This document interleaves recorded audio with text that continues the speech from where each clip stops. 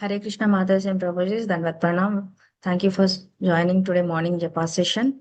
So before starting the class, I would like to take the blessings of the senior Vaishnavas and the Gurus present here. Mukam karoti vachalam pangum langayate girim yat krupatamaham vande Sri Gurum Dinataranam Paramananda Madhavam Sri Chaitanya Iswaram Sri Sri Radha Madan Mohan ki jai, Sri Gaur Nitai ki jai, Sri La Prabhupada ki jai, Sri La Gurudev ki jai. Nitai Gaur Hari Hari Bol. So ఇవాళ session చూసారా Mataji? Topic ఏంటి? హరే కృష్ణ. జపంని ఒక ఆనందదాయకమైన అనుభవంగా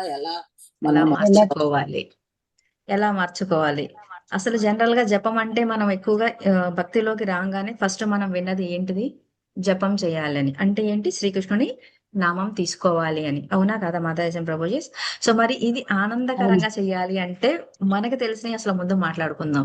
అసలు first of all మనము ఈ జపం అనేది ఫస్ట్ భక్తిలోకి రాగానే ఒక మాల జపం చేయమంటున్నారు అని కొత్తగా అనిపిస్తుంది. అవునా కాదా? హరే కృష్ణ. సో ఏంటి నామం చెప్పమంటున్నారు? జనరల్ గా మనం ఎక్కడైనా భక్తిలోకి వచ్చామంటే ఇప్పటి వరకు మనం కృష్ణ కాన్షియస్ అంటే కృష్ణ చైతన్యంలోకి రాకముందు మనందరికీ తెలిసిన భక్తి ఏంటి? పూజలు చేయడం, వ్రతాలు చేయడం, హోమాలు చేయడము, అవునా కదా? వారాలు చేయటము, అవునా కదా మాతాజీ? ఏదైనా సరే ఎక్కువగా మనము అర్చించటము, లేదు అంటే మన ఈ భౌతిక దేహం ఏదైతే ఉందో ఉపవాసాలు ఉండడము, అవునా కదా? ఇన్ని వారాలని చేయడము, లేదు అంటే ప్రదక్షిణలు చేయటము, అవునా కదా మాతాజీ? మనకన్నీ తెలిసినవి ఇవే, అవునా? మనం అంతకు ముందు భక్తిలో ఉన్నాము. సో హృషికేశ్ ప్రభుజీ ఎప్పుడు చెప్తూ ఉంటారన్నమాట, మనం కృష్ణ చైతన్యంలోకి వచ్చిన తర్వాత ఏమని అనుకుంటాం? కృష్ణ చైతన్యంలో ఉన్నాం అనుకోవడం కాదు, అదే కృష్ణ చైతన్యం మనలో ఉండాలి అని అన్నారు. అవునా కదా మాతాయసం ప్రభుజీ? మనం కృష్ణ చైతన్యంలో ఉండడం కాదు, ఆ చేతన అనేది మనలోకి రావాలి. అదే విధంగా మనం భక్తిలో ఉన్నాం అనుకుంటున్నామా, భక్తి మనలో ఉందా అని అనుకుంటున్నామా? సో ఎప్పుడైతే మనము ఆ ఇంకా సింపుల్ గా చెప్పాలంటే ఏమన్నారంటే, ఏదన్నా ఒకటి చేస్తున్నప్పుడు దాని మీద అవగాహన ఎంత ఉంది మనకి, ఆ పని చేస్తున్నప్పుడు. ఇప్పుడు ఫర్ ఎగ్జాంపుల్ మనం పొద్దున్నే లెగుస్తున్నాము, ఇంట్లో వాళ్ళకి కావాల్సినవన్నీ కావాలి అని తెలుసు కాబట్టే చేస్తున్నాం. అవునా కదా మాతాజీ రోజు? లేదంటే వాళ్ళతో పాటు మనం కూడా చక్కగా విశ్రాంతి తీసుకోవచ్చు కదా. అలా కాకుండా వాళ్ళు లేచేటప్పటికి లేదా వాళ్ళ టైంకి సరిపడా అన్ని వాళ్ళకి ఇవి కావాలి అనే అవగాహన మనకు ఉండబట్టే మనం ఇవన్నీ చేయగలుగుతున్నాం. ఒక గృహిణిగా కావచ్చు, ఒక భార్యగా కావచ్చు, ఒక తల్లిగా కావచ్చు, ఒక చెల్లిగా కావచ్చు, ఒక అన్నగా కావచ్చు, ఒక నాన్నగా కావచ్చు. అవునా కదా మా దేశం ప్రభు? సో ఏంటి అంటే, సో మరి ఈ జపం ఏదైతే మనం చేస్తున్నామో ముందు అయిష్టంగా చేసిన మన ప్రభుజీస్ అందరూ ఏం చెప్తుంటారు, మన గురువులు గాని మన పైన సీనియర్ వైష్ణవాస్ గాని ఏమంటూ ఉంటారు? మీకు ఇష్టం లేకపోయినా, మనసు చంచలం అవుతున్నా సరే కంటిన్యూ చేస్తూ ఉండండి అని అంటారు. అవునా కదా మాతాజీ ప్రభు? మరి ఈ జపము ముందు అయిష్టంగా చేసినా కానీ మనము అయిష్టంగా చేశామని చెప్పం, అలా అని ఇష్టంతోనూ చేస్తున్నామని నొక్కి గట్టిగా ఘంటాపదంగా చెప్పగలుగుతారా చాలా ఇష్టంగా అమితంగా ఇష్టపడుతున్నానని? కేవలం ఒకటి అయితే ముందు మనం ఏమనుకుంటాము, మనము మన పైన మెంటర్ గాని గురువు గాని ఎవరైతే ఉన్నారో వాళ్ళకి రోజు నేను ఇన్ని చెప్తున్నా, ఎప్పుడన్నా ఎవరైనా అడిగినప్పుడు నేను ఇన్ని మాలలు చేస్తున్నాను అని అన్నా చెప్పడానికైనా, ఆ స్టేబుల్ గా కంటిన్యూ చేస్తున్నాము అని చెప్పుకోవడానికైనా అన్నే మాలలు మనము కంప్లీట్ చేయడానికి రోజు ప్రయత్నిస్తున్నాం. అవునా కదా మాతాజీ? ఫస్ట్ ఒక మాలతో మొదలు పెడతాము, తర్వాత చేయగా చేయగా మనము ఏ సత్సంగంలో అయితే ఉంటామో మన తోటి భక్తుల్ని చూస్తూ, ఓ వాళ్ళు పురోగమిస్తున్నారు కాబట్టి నేను కూడా నా మాలని పెంచుకుంటూ వెళ్తే ఎలా ఉంటుంది అనే అనుభవంలోకి రావడానికి మనము జపమాలలు పెంచుకుంటూ వెళ్తాం. అవునా కదా మాతాజీ ప్రభుజీ? అందుకే దానికి ఏంటంటే ఎప్పుడు పడితే అప్పుడు కాకుండా కొంచెం నిర్ణీత సమయం, మన వాళ్ళు ఏం చెప్తారంటే ఏకాదశి నుంచి ఏకాదశి అలా టైం పెట్టుకోండి, లేదా నెలకు ఒకటి పెట్టుకోండి అని చెప్పి మనం పెంచుకొని వెళ్ళమని చెప్తారు. అవునా కదా? అయితే ఇలా మనం పెంచుకుంటూ వెళ్తున్నా పెంచుకోకపోయినా చేసే నిర్ణీత రౌండ్స్ ఏవైతే ఉన్నాయో అవి ఆనందంగా ఎలా మలుచుకుంటాం దాని గురించి మాట్లాడుకుందాం. మనం అనుకోవచ్చు ఎన్నో ఎన్నో చెప్పారు అంటే ఏంటి, మనకి ఆల్రెడీ భగవద్గీత 6th చాప్టర్ లో అర్జునుల వారి కృష్ణుడితో అన్నారు ఏమని? వీచే గాలినన్నా ఆపగలుగుతాను కానీ చంచలమైన ఈ మనసును ఆపలేను. అవునా కదా మాతేజన్ ప్రభుజీ? సో ఏదైనా ప్రతి క్లాసులో ఎస్పెషల్లీ వరదకృష్ణ ప్రభుజీ ఏమంటారు? శ్రద్ధగా వినండి అంటే ఏంటి? ప్రతి క్లాసులో ఇప్పుడు స్కూల్లో టీచర్ చూస్తే పిల్లలకి ఏం చెప్తారు? జాగ్రత్తగా వినండి నేను చెప్పేది. అవునా కదా? ఎందుకు అంటే మనం మనుషులం ఉంటాం కానీ మన ఆలోచనలు ఎక్కడో ఉంటాయి. అవునా కదా? మనం క్లాసులో కూర్చుంటాం కానీ లోపల రన్ అయ్యేది వేరే ఉంటుంది. ఇప్పుడు మనందరికీ కూడా ఈ భౌతిక ప్రపంచం అనేది ఎలా సమయంతో అన్ని వేళలా పరిగెడుతూనే పరిగెడుతూనే ఉన్నాం. అంత పరిగెడుతున్నప్పుడు మనం ఈ జప సాధనకి కూర్చున్నప్పుడు మన మనసు పరిగెత్తకుండా ఎలా ఆపగలుగుతాం అనేది వాళ్ళ క్లాసు సారాంశం. ఓకేనా? అదే చూద్దామా? సో పెద్ద పది చాలా పెద్ద పెద్ద టిప్స్ ఏం అవసరం కేవలం ఒక మూడు సూత్రాలు గనక మనం ఫాలో అయితే ఖచ్చితంగా మనం చేసే ఈ జపాన్ని మనం ఆనందంగా అనుభవించగలుగుతాం అన్నమాట. ఆ ఆనందపు అనుభూతిని ఎలా ఫీల్ అవ్వగలుగుతామో వాళ్ళ క్లాస్ లో చూద్దాం. ఓకేనా మాధరీస్? సో 3 సూత్రాలు యాక్చువల్‌గా ఎలా చెప్పాలి అంటే, ఇప్పుడు మనం ఒక పిల్లాడికి చెప్పామనుకోండి, ఆడుకునేటప్పుడు ఇక్కడ నుంచి అక్కడికి పరిగెత్తుకొని ఎళ్ళిరా అని అంటాం. అవునా కాదా? ఇప్పుడు ఏదన్నా వాళ్ళు బాగా గోల పెడుతున్నారనుకోండి, నాకు ఆట విడుపు కావాలి అనుకుంటే, మనం జనరల్‌గా ఏమంటాము, చిన్న పిల్లలకి బాగా చెప్పేది, అదిగో అక్కడికి ఎవరు ఫస్ట్ ఎళ్లి వస్తారో వాళ్ళకి నేను చాక్లెట్ ఇస్తాను, లేదా బిస్కెట్ ఇస్తాను అని అంటాం. అవునా కాదా? స్కూల్‌లో కూడా టీచర్స్ ఆడిపిచ్చేటప్పుడు అలాగే ఆడిపిస్తారు. అవునా కాదా? అవును. హరే కృష్ణ. అంటే ఇక్కడ మనం చూసేది ఏంటి అంటే మనము ఆ సైన్స్ పరంగా మాట్లాడుకోవాలి అంటే ముందు భూమి ఎలా ఉంది అని అనుకున్నారు? గుండ్రము. ఫ్లాట్ గా ఉంది. అవునా?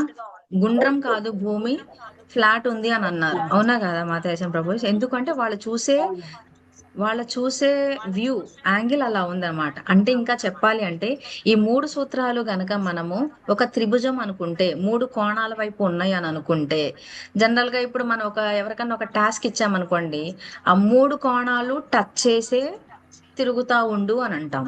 అంటే త్రిభుజాకారంలో తిరగాలి వాళ్ళు. అవునా కాదా? అంటే పాయింట్ 1, పాయింట్ 2, పాయింట్ 3. ఇప్పుడు 3 సూత్రాలు అన్నాను కదా మాతాజీసన్ ప్రభుస్. ఆ 3 సూత్రాల వైపు మన మైండ్ ని తిప్పుతూ ఉండండి అని అంట. ఒక కొంత సమయం వరకు వాళ్ళు ఖచ్చితంగా వాళ్ళు నడిచిన దారి గనక మనం అబ్జర్వ్ చేస్తే ఖచ్చితంగా త్రిభుజంలానే ఉంటది. కానీ కొంత సమయానికి ఏమైపోతుంది అది? చేంజ్ అవుతుంది. చెప్పగలుగుతారా ఎవరన్నా? లేదు మాకు తప్పకుండా చేంజ్ అవుతుంది. ఆ త్రిభుజాకారంగానే అంటే అన్ని కోణాల వైపు వెళ్తారా? వెళ్తారు కానీ ఆ కరెక్ట్ రూట్ లో వెళ్ళరు. కరెక్ట్ రూట్ లో వెళ్ళరు. ఇక్కడ మనం అబ్జర్వ్ చేయాల్సింది ఏంటి అంటే దాని షేప్ మారిపోతుంది. ఇప్పుడు ఫర్ ఎగ్జాంపుల్ కోణం వెళ్ళకుండా నేను అటువైపు వెళ్తున్నాను అని అంటారు. అంటే ఏంటి అంటే ఈ కోణం అంతా కూడా రాను రాను ఎలా అయిపోవాలి అంటే సర్కిల్ అయిపోవాలి. అంటే ఏంటి 3 దిక్కులా వెళ్తున్నా వెళ్తున్నా అంటే 3 వైపులా తిరిగేది ఏమవుతుంది? త్రిభుజం కాస్త సర్కిల్ అయిపోతుంది. అర్థమైందా మాతాజీ ప్రభు? ఇది కొంచెం సైంటిఫిక్ గా ఉంది కానీ దాని లాజిక్ ఎంత బాగుందో అర్థం చేసుకోండి. ఇప్పుడు నేను 3 సూత్రాలు ఉన్నాయండి. ఆ 3 సూత్రాల వైపు వెళ్ళేటప్పుడు సూటిగా మాతాజీ వెళ్ళడం మళ్ళీ సూటిగా వెళ్ళడం 3 కోణాల వైపు. ఇప్పుడు నేను ప్రయాణం స్టార్ట్ చేశాను. ఇంకా త్రిభుజాకారంలో నా ప్రయాణం స్టార్ట్ చేశా. త్రిభుజం లాగానే నేను కదలాలి, ప్రయాణం సాగించాలి. కానీ ఆ 3 కోణాల త్రిభుజాకారాన్ని మీట్ అయ్యే సందర్భంలో అది నేను రౌండ్ నిర్వర్తించే సమయంలో అదేమైపోతుంది? రౌండ్ రౌండ్ అవుతుంది. అర్థమవుతుందా మాతాజీ ప్రభు? అంటే ఇది మనం కొంచెం నడుస్తూ కష్టంగా ఉన్నప్పుడు మాతాజీ మాతాజీ మనం మనం నడుస్తూ యాక్చువల్ గా ఉన్నప్పుడు నడుస్తూ మాతాజీ ఉన్నప్పుడనే అనుకోవచ్చు. ఇంకా సింపుల్ గా చెప్పాలంటే ఇప్పుడు గడియారకు ముళ్ళు ఉంది అనుకోండి, పెండిలము. అది యాక్చువల్ గా ముందు ఇలాగా స్ట్రైట్ లైన్ లోనే తిరుగుతది. కానీ తర్వాత ఏమవుతుంది? అది రౌండ్ వచ్చేస్తుంది, ఓవెల్ షేప్ వస్తుంది. ఎప్పుడైనా గమనించారా మీరు? ఇలా కొట్టుకునే ముళ్ళు ఎప్పుడు తిన్నగానే వెళ్ళదు. అక్కడ ఒక ఏమంటాం సర్కిల్ ఫామ్ అవుతది. ఇలా వెళ్ళాల్సింది పోయి ఇలా తిరుగుతా ఉంటది. కానీ అట్టే వెళ్తది. స్ట్రైట్ లైన్ లో వెళ్ళకుండా సర్కిల్ చేసేస్తది. ఎక్స్ షేప్ లో. Egg shape. ఇంకా చెప్పాలంటే గుడ్డాకారం, అండాకారంలోకి వచ్చేస్తది. అదే విధంగా ఇప్పుడు నేను చెప్పిన 3 సూత్రాలు ఏవైతే ఉన్నాయో 3 కోణాలని టచ్ చేసేది అలవాటు చేస్తే మన మనసుకి అది కాస్త సర్కిల్ అయిపోయి ఆ సెంటర్ ఆఫ్ అట్రాక్షన్ ఏదైతే ఉందో దేని మీద అయితే మనం శ్రద్ధ పెట్టాలో ఆ శ్రద్ధ కలుగుతుంది అని చెప్తున్నా. అంటే ఇప్పుడు 3 సూత్రాల గురించి ముందు మాట్లాడతాను. శ్రద్ధ ఒకటి కావాలి. 3 కోణాలు, త్రిభుజానికి ఉన్న 3 కోణాలు లేదా మనము జపం ఆనందంగా మరుచుకోవాలి అంటే ఫాలో అవ్వాల్సిన 3 సూత్రాలు. ఒకటి శ్రద్ధ. శ్రద్ధ తర్వాత కావాల్సింది ఏంటి అంటే అంగీకారం. అంగీకారం వచ్చిన తర్వాత అవగాహన వస్తుంది. ఇంకా లేదంటే AAA ఫార్ములా అంటారు ఇంగ్లీష్ లో. అటెన్షన్, అటెన్షన్ తర్వాత మనం యాక్సెప్టెన్స్ అండ్ దెన్ అవేర్నెస్. అంటే అవగాహన వస్తుంది. ఎవరైతే మాట్లాడలేదో నా సౌండ్ రీసౌండ్ వస్తున్నట్టుంది మాతాజీ, క్లియర్ గానే ఉందా? నాకు మళ్ళీ నా మాట వినిపిస్తుంది. క్లియర్. ఒక్కసారి రీసౌండ్ బాగా వస్తుంది. అన్మ్యూట్ చేస్తాను. నేను ఒకసారి మీరు మాట్లాడాలనుకున్నప్పుడు మాత్రం అన్మ్యూట్ చేసుకోండి Mataji and Prabhuji. Okay okay Prabhuji, thank you so much. So ఈ త్రిభుజానికి ఉన్న 3 కోణాలు ఏమని చెప్తున్నాను అంటే acceptance, attention, acceptance and awareness. అంటే తెలుగులో చెప్పాలంటే ముందు శ్రద్ధ కలిగి ఉండాలి. ఆ శ్రద్ధ ఏదైతే ఉందో ఆ శ్రద్ధని మీరు అంగీకరించుకోవాలి. ఆ శ్రద్ధను అంగీకరించుకున్నప్పుడు అప్పుడు మీకు అవగాహన వస్తుంది. సో ఈ 3 ఎలా ఒకదానితో ఒకటి ఎలా లింక్ అయినాయో ఇప్పుడు చూద్దాం. శ్రద్ధ అనగానే చెప్పాను కదా మాతాజీ ప్రభుజీ, ఫస్ట్ కోణం అన్నమాట. అంటే ఏంటి, జనరల్ గా ఈ భౌతిక ప్రపంచం ఎప్పుడైతే మనం పరిగెడుతూ ఉంటున్నామో ఎప్పుడు కూడా అన్ని వేళలా, అంతెందుకు మనం ఎప్పుడన్నా ఈ భౌతిక ప్రపంచంలో అన్ని వేళలా అప్రమత్తంగా ఉండాలా లేదా మాతాజీ ప్రభుజీస్? మనం వంట చేస్తున్నప్పుడు పొయ్యి దగ్గర అప్రమత్తంగా ఉండాలి. మన వాళ్ళకి పెట్టేటప్పుడు వడ్డించేటప్పుడు మనం అప్రమత్తంగా ఉండాలి. రోడ్డు మీద నడిచేటప్పుడు అప్రమత్తంగా ఉండాలి. ఏ పని చేస్తున్నా సరే అప్రమత్తంగా ఉండాలి. అవునా కదా మాతాజీ? అవును మాతాజీ. అదే దానినే దీంతో రిలేట్ చేయొద్దు అని చెప్తున్నారు. దేనితో? అటువంటి శ్రద్ధ ఏదైతే మీరు భౌతిక కార్యకలాపాలలో నిమగ్నం చేస్తారో అటువంటి శ్రద్ధ కాదు ఇక్కడ కావలసింది. అంటే ఏంటంటే జనరల్ గా మన భౌతిక ప్రపంచంలో పెట్టే శ్రద్ధ ఎప్పుడు కూడా అప్రమత్తంగా ఉండాలి. ఎందుకు అంటే ఈ పోరాటం ఏదో ఒకటి సాధించడానికి. మనం ఇప్పుడు ఫర్ ఎగ్జాంపుల్ పొద్దున్నే వండుతున్నామంటే మన వాళ్ళకి పెట్టడానికి, ఆఫీసులకు పరిగెడుతున్నామంటే మన జీవన భృతి తెచ్చుకోవడానికి. అవునా కాదా? కానీ ఆధ్యాత్మికంగా శ్రద్ధ అంటే ఏంటి అంటే ఈ క్షణం ఏం జరుగుతుంది, ఏం చేస్తున్నాను అనే అవగాహన కలిగి ఉండడం. అంటే ప్రజెంట్ స్థితి ఏంటి, ఇప్పుడు నా ప్రజెంట్ స్థితి అనే శ్రద్ధ ఏంటి? దేనికి శ్రద్ధగా ఉన్నాను? నేను మీకు క్లాస్ ఇస్తున్నాను, అది నా శ్రద్ధ. మీ శ్రద్ధ ఏంటి? మీరు ఈ టైంలో క్లాస్ వింటున్నారు.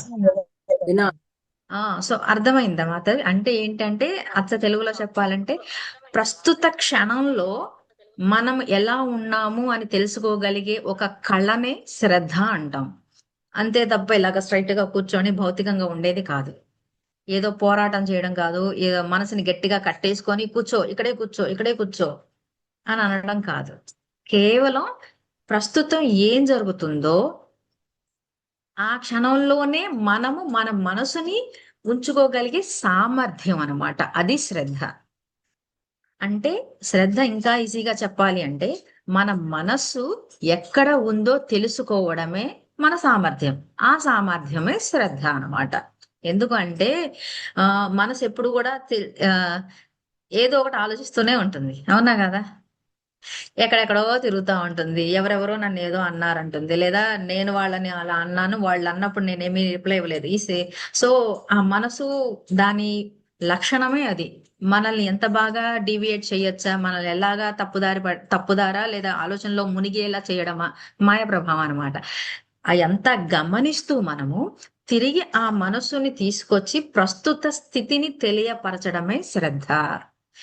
కేవలం ఆ ప్రస్తుత స్థితి ఏమని చెప్పాలి దానికి? మనం ఎందులో శ్రద్ధ మాట్లాడుతున్నాం? జపం చేసేటప్పుడు. సో ఆ మెల్లమెల్లగా ఈ పవిత్ర నామం పైన మన దృష్టిని పెట్టాలి. అదే మనం ప్రస్తుతం చేయాల్సిన సామర్థ్యపు పని అని మన మనసుకి చెప్పుకుంటూ శ్రద్ధగా ఉండాలి. అలా ఎప్పుడు చెప్పుకోగలుగుతాము? ఇప్పుడు ఒక రెండో కోణం అన్నాను కదా, ఆ శ్రద్ధ అనేది మనం అంగీకరించాలి. అవునా కాదా? మన మనసు వెళ్ళిపోతుందనే విషయం కూడా మనం అంగీకరించాలి. కాబట్టి ఈ శ్రద్ధ అంగీకారం అనేది ఎలా వెళ్తాయంటే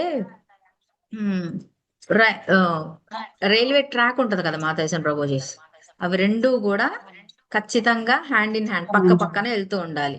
నేను ఎలా ఉన్నాను అనేది శ్రద్ధ గమనించుకుంటూ దాన్ని అంగీకరిస్తూ ఉండాలి. అంగీకరించినప్పుడే కదా మన మనసు ఎక్కడున్నది, మన స్థితి ఏంటి అనేది తెలుస్తుంది. అందుకనే వీటిని ఏమంటామంటే మాతాజీ చెప్పండి మాతాజీ. జపం చేస్తూనే మన మనసుని ఈ విధంగా చేసుకుంటూ ఉండాలి. ఈ విధంగా మన మనసుని ఈ విధంగా ఆలోచించేట్టు చేయాలి. ఆలోచిస్తూ చేస్తే అవును. అప్పుడు ఏమవుతుందంటే ఇప్పుడు చెప్పా కదా రైలు పట్టాలాగా, ఒక పట్టా ఏమో శ్రద్ధ, శ్రద్ధ అంటే అవును. ఏంటి? నేను ఏ స్థితిలో ఉన్నాను అనేది. ఆ స్థితి నాకు తెలిసినప్పుడు దాన్ని నేను అంగీకరించాలి. నా మనసు వేరే ఉమ్. వెళ్ళిపోయిందా? ఇక్కడే ఉందా అనేది. సో ఈ రెండు ఎప్పుడైతే ఓకే. నా స్థితిని అంగీకరిస్తున్నానో, శ్రద్ధ ద్వారా వచ్చిన స్థితిని అంగీకరిస్తూ ప్రయాణం సాగిస్తున్నానో, ఒక రైలు పట్టాల మీద అనుకోండి. ఆ రెండు వెళ్ళాలి, పక్క పక్కన వెళ్ళాలన్నానుగా. శ్రద్ధ, అంగీకారం. అంగీకారం ఇస్తూ మళ్ళీ శ్రద్ధలోకి రండి. శ్రద్ధ, అంగీకారం. అంగీకరిస్తూ మళ్ళీ శ్రద్ధ చేస్తూ ఉండండి. అలా చేస్తూ ఉంటే కృష్ణ కృప వల్ల మనకేమొస్తుంది అంటే మనలో చేతన వస్తుంది, చైతన్యం. ఆ చైతన్యం ఏంటి? శ్రద్ధ, అంగీకారం ఉన్నప్పుడు మనకి ఆ కృష్ణుడు ఇచ్చే బహుమతి ఏంటి? చేతన, చైతన్యం. అర్థమైందా మాతాజీ ప్రభు? సో అంటే మీ చుట్టూ ఏం జరుగుతుందో అది అర్థమయ్యేలాగా కృష్ణ పరమాత్మల వారు తెలియజేస్తారనమాట మనకి. అంటే అవగాహన కలుగుతుంది. చేతన అంటే ఏంటి? మనకి అవగాహన వస్తుంది.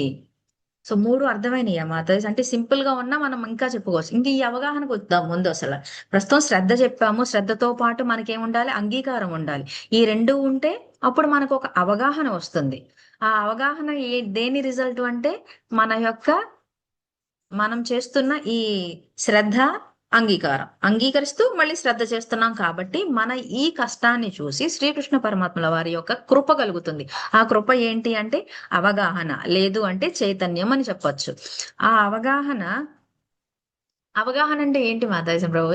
ఏం అవగాహన కలుగుతుంది?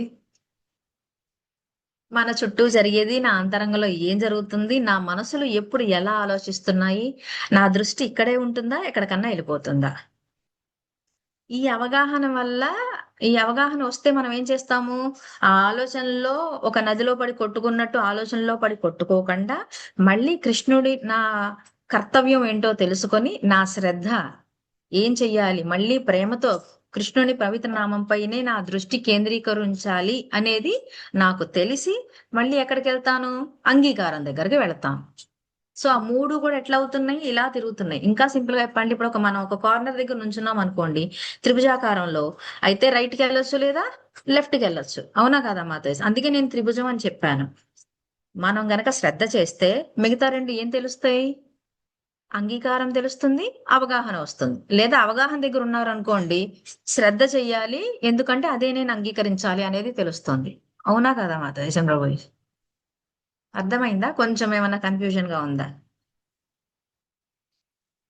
ఇంకా చెప్పండి. ఈ అంగీకారాన్ని ఎలా మాట్లాడతామంటే ఆ మనం ఎలా ఉన్నామో అలా ఉంటూ ఆ స్థితిని అంగీకరించి తిరిగి శ్రద్ధకి రావడమే మనకి కలిగే అవగాహన. కొంచెం దగ్గరగా ఉంటాయి కానీ ట్విస్ట్ ఉంది చూడండి. మనకి ఏం జరుగుతుందో తెలుసుకొని దానిని అంగీకరించి తిరిగి శ్రద్ధకి వస్తున్నామంటేనే అది మనలో కలిగిన అవగాహన ద్వారానే అది మనలో కలిగింది అని అంటారు. అంటే మాతాజీ అవేర్నెస్. చెప్పండి మా. అవేర్నెస్. అంటే ఎస్ మ్యామ్. ఇప్పుడు జపం చేస్తూ ఉంటాము, ఏదో ఆలోచన వస్తూ ఉంటది, అది గమనిస్తాం కదా. గమనించినప్పుడు మనం అటెన్షన్ అవ్వడం అంటారా? అటెన్షన్. అదే ట్రిపుల్ ఏ ఫార్ములా అని చెప్పొచ్చు. Attention, acceptance, awareness.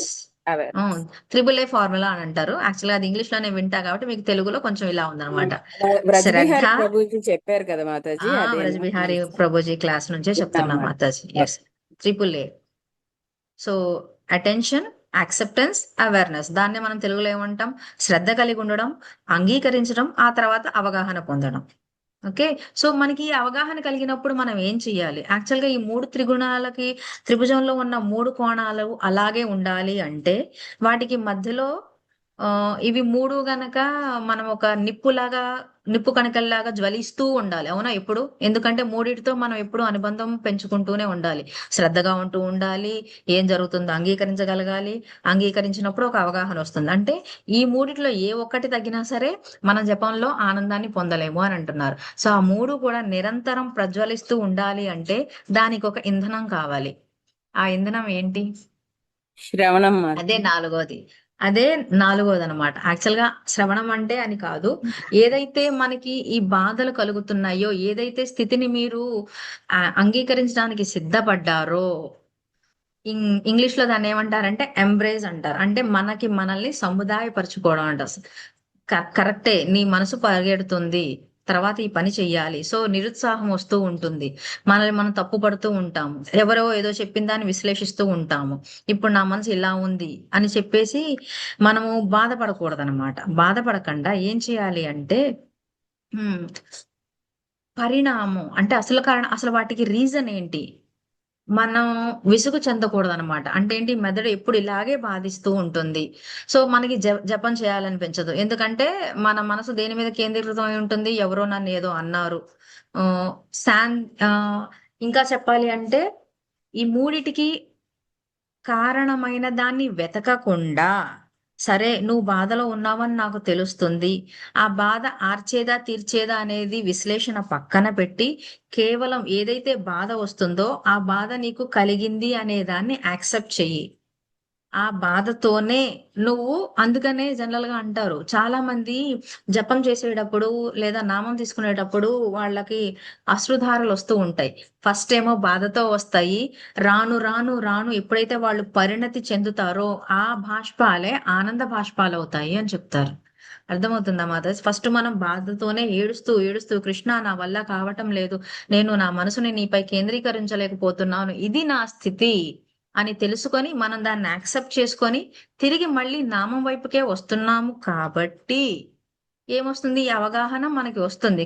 అలా అని ఈ అవగాహన వచ్చినంత మాత్రాన నేను ఈ నామం చేయడం నాకు ఇష్టం లేదు కదా అని చెప్పి జపమాలని పక్కన పడేయకుండా మనం గట్టిగా పట్టుకుంటున్నామా లేదా?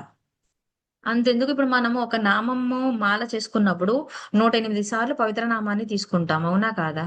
హరే కృష్ణ మహామంత్రాన్ని 108 సార్లు పలుకుతున్నాం. ఆ 108 సార్లు ఎన్ని సార్లు మనము పూర్తి చేతనతో ఆ మంత్రాన్ని వింటున్నాం? వినం మాతాజీ, ఎక్కడో మధ్యలో ఎక్కడ కొన్ని సార్లు పోయినా మళ్ళీ తిరిగి ఎక్కడో ఒక్కడ అటెన్షన్. వింటున్నామా లేదా? అటెన్షన్ మిస్ అవుతున్నాం, కానీ అది యాక్సెప్ట్ చేసి తిరిగి మళ్ళీ అటెన్షన్ వైపు వస్తున్నామా లేదా? అంటే శ్రద్ధ పోయి మన స్థితి ఏంటో తెలుసుకొని, ఓ నేను జపం నుంచి పక్కకి వెళ్తున్నాను అనే అర్థమవుతుందా లేదా? దాన్ని ఆలోచన అంగీకరించి దాన్ని అంగీకరించి మళ్ళీ శ్రద్ధలోకి వచ్చి అవగాహన తెచ్చుకోగలుగుతున్నామా లేదా? అవును మాతాజీ. ఇంకా ఈజీగా చెప్పాలంటే దీన్ని తెచ్చుకుంటాం ప్రభుజీ ఈ జపం నిజంగానే అనుకున్నంత ఈజీ కాదు. ఈజీగా చేస్తున్నాము అంటే మనము శ్రద్ధతో చేస్తున్నట్టు కాదు. అంటే అమితమైన శ్రద్ధ అంటే ఇప్పుడు నన్ను అన్యదా భావించొద్దు, మేము చేసే జపం అంతా శ్రద్ధ లేకుండా చేస్తున్నామా మాతాజీ అని అనమాకండి. సో ఎందుకంటే 108 సార్లు మహామంత్రాన్ని ప్రతిసారి జపించేటప్పుడు వినటము, ఈ భౌతిక ప్రపంచంలో మనం ఉన్నాము అంటే మన యొక్క స్థితి మొత్తం అంతా కూడా, మన యొక్క చేతన అంతా కూడా త్రిగుణాలతో మిళితమై ఉంటుంది, క్లేశాలతో మిళితమై ఉంటుంది, అవునా కాదా? సో త్రిగుణాలు ఎప్పుడూ కూడా మనలో సత్వ రజో గుణాలు తమో గుణాలు ఎప్పుడూ మన మీద ఇంపాక్ట్ కలుగుతూనే ఉంటుంది. అండ్ మాయాదేవి ఎప్పుడూ కూడా తన వల్ల మన పైన ఏ విధంగా వేయచ్చా అనేది మన యొక్క భక్తి ఎప్పుడూ కూడా టెస్టింగ్ జరుగుతూనే ఉంటుంది. కాబట్టి ఆ శ్రద్ధలో ఉండే ఆనందాన్ని మనం అనుభవించాలి అంటే ముందు బాధను అనుభవించాలి అని చెప్తున్నారు ఇక్కడ. అంటే క్లియర్ గా చెప్పాలి అంటే మీకు సింపుల్ ఎగ్జాంపుల్ చూద్దాం. ఆ ఒక ఒక స్త్రీ తను జన్మ తీసుకున్న తర్వాత అన్నిటికంటే ఎక్కువ బాధ ఎప్పుడు పడుతుంది చెప్పగలుగుతారా మాతాజీ ప్రభుజీ? ప్రసవ వేదనలో, ప్రసవ వేదన, శిశువునికి జన్మ ప్రసవ ఇచ్చినప్పుడు వేదన.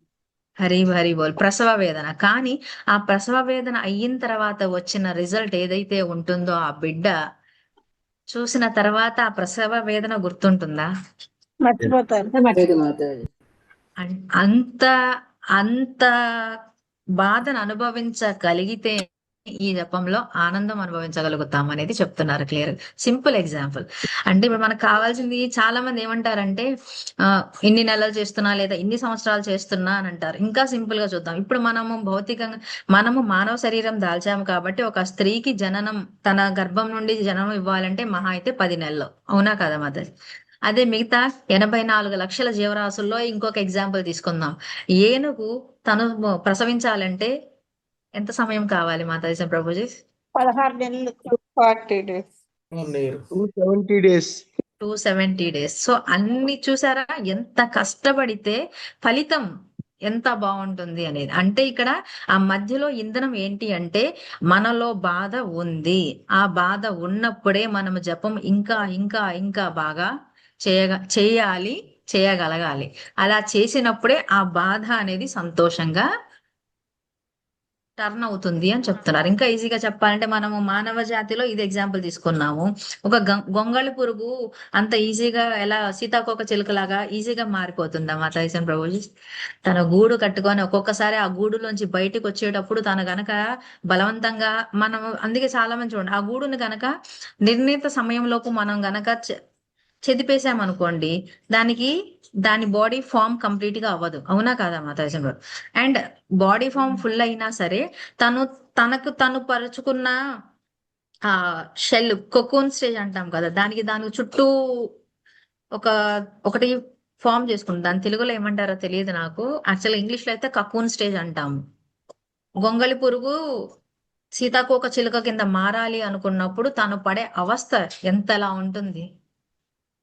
చాలా ఆ అవస్థ నుంచి బయటికి రావడం కూడా చాలా జాగ్రత్తగా రావాలి. అంటే ఏంటంటే ప్రసవ వేదన లాంటి ఇలాంటి బాధని గనక మనము భరిస్తే విసుగు కానీ చెందకుండా. హరే కానీ కృష్ణ. ఫిజికల్ గా కదా మాతాజీ, ఈ అది శారీరకంగా బాధ కదా, ఇదేమో మెంటల్ గా అయిపోయా. అందుకనే మనకి తెలిసిన మనం ఉండేది భౌతిక ప్రపంచంలో కాబట్టి భౌతిక ఆవేదనలతో కంపేర్ చేస్తే భౌతికంగానే ఇంత కష్టపడుతున్నప్పుడు ఆధ్యాత్మికం అంత సుఖాన్ని ఇంకెంత ఇచ్చేది ఇంకెంత కష్టపడాలి అనేది మనం ఆలోచించాలి మాతాజీ. ఓకే. అంటే ఇవన్నీ గనక ఆలోచిస్తే ఎంతో ఇష్టమైన బృందావనం వెళ్ళాలి. ఆ కృష్ణుడి పట్ల భావోద్వేగం మన అంతరాత్మంలో అప్పుడు ఎలా వెలుగుతుంది అంటే చిన్న దీపపు బుడ్డిలో లేదా చిన్న దీపం లాగా అప్పుడు స్టార్ట్ అవుతుంది. ఎప్పుడైతే ఆ బాధను అనుభవిస్తూ మనము కంటిన్యూ చేస్తూ ఉంటామో అప్పుడు ఖచ్చితంగా మనకి శాంతి అనేది దొరుకుతుంది. శాంతి ఎక్కడ దొరకాలి? ఈ మనసుకి దొరకాలి. అంటే ఏంటి అంటే ఆ బాధని భరించేది ఎలాగా అంటే, కృష్ణ నీతో ఉన్న ఈ సంబంధం ఏదైతే నేను కోరుకుంటున్నానో, మనం ఏ సంబంధం కోరుకుంటాం కృష్ణతో? భగవద్ధామానికి వెళ్ళాలని. భగవద్ధామంతో పాటు ఇంకా ఎప్పుడు కూడా నిరంతరం నీ భక్తి. సేవ చేసుకునే ఆధ్యాత్మిక భాగ్యాన్ని, నీ సేవ నిస్వార్థమైన సేవ చేసుకునే భాగ్యాన్ని ప్రసాదించమని అడుగుతాం. సో ఆ సంబంధాన్ని ఏర్పరుస్తారు కృష్ణ అనే నమ్మకం మనకి ఉంటే అప్పుడు మనకి ఈ చేతన ఏదైతే అవగాహన ఉంటుందో అది పరిపూర్ణమైనట్టు అనమాట. అంటే ఇప్పుడు యాక్చువల్ గా ఈ పరిపూర్ణ స్థితికి రాకపోవడానికి కూడా చాలా కారణాలు ఉన్నాయి. అది చెప్పినట్టే మనకి ఈ భౌతిక ప్రపంచంలో మనం దేనితో తిరుగుతూ ఉన్నాము? త్రిగుణాలతో తిరుగుతూ ఉన్నాము. అండ్ మోర్ ఓవర్ శాంతి కావాలి అంటే మనకి ఇమీడియట్ ఎప్పుడైనా ఇప్పుడు బాగా అలసిపోయాం అనుకోండి, శాంతి అంటే ఏంటి? మనకి మానసికంగా కావచ్చు లేదా భౌతికంగా కావచ్చు. హ్యాపీనెస్ కావాలంటే రెస్ట్ తీసుకుంటే మనకు కావాలి. పోనీ రెస్ట్ అయిపోయిన తర్వాత ఈ మైండ్ పదే పదే పరిగెడుతుంది అనుకోండి, దీనికి శాంతి కలిగించాలి అంటే మనం ఏం చేస్తాము? సింపుల్ గా మన ఎదురుగుండా ఇప్పుడు రెండు ఉన్నాయి. ఓ పక్కన జపం చేసుకునే బ్యాగ్ ఉంది, ఓ పక్కన ఫోన్ ఉంది. ఏది త్వరగా పట్టుకుంటాము మనకి? ఫోన్ మాతాజీ. దాన్ని బట్టి ఎందుకు అంటే మనము చాలా తక్కువ టైంలో ఆనందం కావాలి అని అనుకుంటున్నాం. ఆ తక్కువ టైంలో మనకి ఆనందం ఇచ్చేది ఏది ఇస్తుంది? ఫోన్ వేస్తుంది. ఒకదాని తర్వాత ఇది బాగుంది, ఈ ఇల్లు బాగా చెప్పారు, వాళ్ళు బాగా చెప్పారు, ఈ జోక్ బాగుంది లేదా ఆ జోక్ బాగుంది. ఎందుకు అంటే అవన్నీ మీకు వెంటనే చాలా తక్కువ సమయంలో ఆనందాన్ని కలిగిస్తున్నాయి కాబట్టి అదే మనం శాంతి అని అనుకుంటున్నాం. కానీ ఇక్కడ మనం మర్చిపోతున్నామంటే అన్యనాం జన్మ నామంతే బహునాం జన్మ నామంతే అని అంటారు కదా. ఎన్నో ఎన్నో జన్మలు తీసుకొని భక్తి చేస్తూ ఉన్నాం. నిజంగానే మనం పూర్వజన్మల్లో మనం తీసుకున్న జన్మలను బట్టి భక్తి చేసి ఉంటే ఇవాళ ఈ జన్మ దొరుకుతుందా మనకి? తెలియదు కదా. అంటే ఏంటి, మనకు ఆల్రెడీ తెలుసు. 15th అధ్యాయంలో కూడా చెప్పారు. ఏంటి అది? మనం నెక్స్ట్ జన్మ, ఈ జన్మ దేనికి ఫౌండేషన్ అని అంటున్నాము? నెక్స్ట్ జన్మకి. అవునా కదా? సో ఇప్పుడు మనం ఏవైతే అలవాట్లు ఫాలో అవుతూ ఉంటామో, బాడీని వదిలేసినా సరే మన ఆత్మ ఖచ్చితంగా అటువంటి అలవాట్లని లేదా అటువంటి కోరికల్ని దాంతో పాటు తీసుకొని వెళ్ళి ఆ కోరికకి అనువుగా ఉన్న శరీరాన్ని దాలుస్తుంది. అవునా కాదా మాతాజీ ప్రభు? కాబట్టే ఇలాంటి బాధని మనం భరిస్తూ మనల్ని మనం ఆలింగనం చేసుకోవాలి. ఏంటి అంటే ఈ జపం చేస్తున్నప్పుడు మనకి విసుగు వస్తుంది, మనసు బాధ పెడుతుంది, ఒక్కొక్కసారి అసలు ఆసక్తే కలగదనమాట మనకి. ఎందుకు అంటే ఎందుకు మెయిన్ ఆసక్తి రాదు? పక్కన వాళ్ళతో కంపేర్ చేసుకుంటూ ఉంటాము, లేదా మనల్ని ఎవరో ఏదో ఒకటి అన్నారని అనుకుంటాము, అవునా కదా? ఇవన్నీ కూడా సహించి నా హృదయంలో ఉండే భావన శ్రీకృష్ణుడిపై ఎటువంటి భావాలతో ఉన్నాను నేను, భావాగ్రాహి జనార్దన అని అంటాం మనం, అవునా కదా? కాబట్టి ఆ భావాన్ని శ్రీకృష్ణ పరమాత్మలకి ఈ జపం ద్వారా బాధతోనే ఫస్ట్ తెలియజేయమంటారు. ఆ బాధ నిముడ్చుకొని శ్రద్ధగా అవగాహన చేసుకుంటే అప్పుడు మనం మన స్థితిని అంగీకరించి మళ్ళీ శ్రద్ధ చేయగలుగుతాం. అప్పుడు ఈ త్రిభుజం ఏమవుతుంది మనకి? తిరిగి తిరిగి తిరిగి సెంటర్ అవుతుంది. నేను నిజంగా ఈ క్లాస్ విన్న తర్వాత నిజంగానే ప్రయత్నించాను మాతాజీ ప్రభుస్, నిజంగానే అది బాగా బాగా వర్కౌట్ అవుతుంది. ఎందుకు అంటే ఎక్కడికో వెళ్ళిపోదు మన మనసు, మహా అయితే ఈ మూడిటి వాడి దగ్గరికి వెళ్తుంది. ఎక్కడికి? శ్రద్ధ దగ్గరికి వెళ్ళాలి. లేదు అంటే నా పరిస్థితి ఏంటి అనేది, పరిస్థితి ఏంటిది అనేది నేను అంగీకరించగలుగుతున్నాను. అవును, నా పరిస్థితి ఇది, నా పరిస్థితి ఇది. సో నేనేం చేయాలి? అవగాహన వచ్చింది నాకు, నేను మళ్ళీ ఏం చేయాలి? శ్రద్ధ దగ్గరికి వెళ్ళాలి. ఈ మూడిట్లోనే తిరుగుతాం తప్ప ఈ మూడిటి నుంచి బయటికి వెళ్ళాము. అర్థమవుతుందా? నేను నిజంగానే చేసి చెప్తున్నా మాతాజీ. ఈ క్లాస్ విని నేను ఒక వారం రోజులు అవుతుంది. నా జపంలో చాలా చేంజ్ వచ్చింది మాతాజీ. అంతకు ముందు కంటే కూడా మనసు కంట్రోల్ అని నేను చెప్పను. కాకపోతే ఏంటి అంటే అవగాహన తెచ్చుకోవడం. ఎందుకు? నేను అంగీకరిస్తున్నాను, నా స్థితి ఏంటనేది నేను అంగీకరించడమే శ్రద్ధ. కాబట్టి అది నేను అంగీకరించి మళ్ళీ శ్రద్ధ వైపుకు వచ్చి అవగాహన కలుగుతుంది. కాబట్టి నా జపం అనేది ఆనందకరం అవుతుంది. అంతకు ముందు దాంతో కంపేర్ చేస్తే ఖచ్చితంగా ఆనందం వస్తుంది. ఇంకా మనకి చెప్పేది ఏంటి అంటే ఈ జపం చేయడం వల్ల మనకి వచ్చేది తాత్కాలిక ఉపశమనం కాదు. లేదు అంటే ఇప్పుడు మనం ఏదైతే ఫోన్ ద్వారా పొందుతున్నాం కదా మాతాజీ ప్రభుజీస్, ఏంటిది అది? హ్యాపీనెస్. అప్పుడుకప్పుడు అంటే ఏంటి? ఫోన్ నుంచి మనం ఒక రకంగా శాంతిని అప్పు తీసుకుంటున్నాం అనమాట. కొంచెం సమయం వరకు నాకు హ్యాపీనెస్ నివ్వు, ఆ హ్యాపీ వల్ల నేను ప్రశాంతంగా ఉండగలుగుతున్నాను. అప్పు తీసుకుంటున్నాము మనం. సో ఈ జపం ద్వారా వచ్చేది అట్లాంటిది కాదు. అప్పు తీసుకునే శాంతి కాదు. ఇది అశాశ్వతం కాదు. ఏంటి అంటే ఇది మన సొంత శాంతి అనమాట. మన మనసులోంచి ఎవరైనా తీసుకుపోగలుగుతారా మాతాజీ ప్రభుజీ? లేదు కదా. అప్పుడు ఎప్పుడైతే ఇవన్నీ తెలుస్తాయో మన హృదయంలో అప్పుడు నిజమైన ప్రశాంతత వస్తుంది. ఎప్పుడైతే నిజమైన ప్రశాంతత, ఆనందం కలుగుతాయో ఆత్మ సంతృప్తి కలుగుతుంది. అప్పుడు మన జపం అనేది మనకి చాలా ఆనందాన్ని ఇస్తుంది. చాలా సింపుల్ గా అనిపించినా సరే మనకి అర్థం చేసుకోవాల్సినవి ఇవన్నమాట. అంటే ఏంటి? శ్రద్ధ అంటే ప్రస్తుత క్షణంలో ఉండాలి. ఆ ప్రస్తుత క్షణంలో ఎలా ఉన్నామనేది మనం అంగీకరించాలి. అంగీకరించేటప్పుడు మనల్ని మనం నిందించుకోకూడదు. ఇది కూడా మనం గుర్తుపెట్టుకోవాలి. ఎప్పుడైతే అలా నిందించకుండా అంగీకరించుకుంటామో మన ప్రస్తుత క్షణం ఎలా ఉన్నాము అనేది, అప్పుడు మనకి అవగాహన కలుగుతుంది ఏం జరుగుతుంది, నేను ఏం చేయాలి అని. అలా చేసిన తర్వాత ఈ మూడు అలాగే కంటిన్యూ అవ్వాలి అంటే మనలో రావాల్సిన అంతర్గత మార్పు, సహనంగా ఉంటూ నిన్ను నువ్వు ఈ బాధని అనుభవిస్తూనే జపం చేస్తూ ఉండు. నెమ్మది నెమ్మదిగా ఏం చేస్తారు శ్రీకృష్ణ పరమాత్మల వారు? ఆ బాధని తీసివేసి ఆ బాధ ప్లేస్ లో మనకేం పెడతారు? సంతోషము, ఆనందము పెడతారు. ఖచ్చితంగా ఈ 4 సూత్రాలు మూడు నిరంతరం ఉండాలి అంటే ఖచ్చితంగా మధ్యలో మనం సహనంతో ఉండాలి. సహనం అనే ఇంధనం వేస్తే ఈ 3 నిప్పులు పెరుగుతాయి అన్నమాట. అలాగా ప్రజ్వలిస్తూ ఉంటాయి. ఏమిటివి అవి? శ్రద్ధ, అంగీకారము, అవగాహన. ఈ మూడిటికి ఇంధనం ఏంటి అనేది సహనం అన్నమాట. భరించండి, ఆ నొప్పి భరించండి. ఈ 4 సూత్రాల్ని మనం గనక జపాన్లో ఆచరిస్తే ఖచ్చితంగా మన మనసు పవిత్రం అవుతుంది. అలాగే మన యొక్క బంధం ఏదైతే రిలేషన్ కృష్ణతో ఉందో అది మరింత గాఢంగా పెరిగి మన జీవితం లేదా మనం చేసే జపం అనేది ఆనందంగా మారుతుంది. అది మాత చాలా సింపుల్ టాపిక్ లాగా అనిపించినా సరే ఒక్కసారి మీరు కూడా ప్రయత్నించి చూడండి. ఒక్క మాలకి శ్రద్ధ తర్వాత మనం ఎలా ఉన్నామనేది తీసుకొని అంగీకరిస్తూ ఒక అవగాహన తెచ్చుకుంటే ఈ 3 చుట్టూన తిరుగుతా మధ్యలో దేంతో ఉండాలి? సహనంతో ఉండాలన్నమాట. సహనం ఏంటి? సరే మనకి బాధ కలుగుతుంది, మన స్థితి ఏంటి అనేది కృష్ణకి తెలుసు. సో దయచేసి మళ్ళీ శ్రద్ధ వైపుకు వెళదాం. శ్రద్ధ, అంగీకారం, అవగాహన. శ్రద్ధ, అవగాహన, అంగీకారం ఎట్నుంచన్నా వెళ్ళొచ్చు అనమాట. ఈ శ్రద్ధ, అవగాహన వచ్చిందా అంగీకరిస్తాం, శ్రద్ధ అంగీకరించామా అవగాహన వస్తుంది. సో అందుకనే త్రిభుజంతో పెట్టామట. ఒక కోణం దగ్గర ఉన్నప్పుడు మిగతా 2 కోణాలు కూడా మనకి కనిపిస్తాయి. కానీ అన్నిటికంటే మెయిన్ మనం ఉండాల్సిన కోణం ఏంటి అంటే శ్రద్ధ. శ్రద్ధ దగ్గర ఉన్నప్పుడు ఖచ్చితంగా మనం అంగీకరిస్తాము, అవగాహన వస్తుంది. లేదా అవగాహన వచ్చినప్పుడు అంగీకరిస్తాం. క్లియరా? ఈ 3 ఇలాగే నిత్యం ప్రజ్వలించాలి అంటే సహనంతో ఉండాలి. సరే అంగీకరించాలి. ఏంటి అది అంగీకారమైనా వచ్చిన అవగాహన అయినా సరే శ్రద్ధ పెరగడానికి మనము ఆ స్థితిని అంగీకరించాలి. సహనంతో అంగీకరించాలి. నిందించకూడదు. మనల్ని మనము నిందించుకోకూడదు, అవతల వాళ్ళని నిందించకూడదు. ఇలా చేసి చూస్తే ఖచ్చితంగా మన జపం అనేది ఆనందదాయకం అవుతుంది. సో హరే నాకు కృష్ణ మాతాజీ. చెప్పండి మాతాజీ. హరే కృష్ణ. మాతాజీ శ్రద్ధగా చేస్తాం కదా మాతాజీ, సడన్ గా మ్మ్. మనసు వెళ్తుంది కదా, అప్పుడు ఎట్లా అంగీకరించాలి నాకు కొంచెం అర్థం కాలేదు మాతాజీ. ఇప్పుడు మనం శ్రద్ధగానే కూర్చుంటాము, చేస్తాము, సడన్ గా మనసు ఎటో లాగేస్తుంది మళ్ళీ.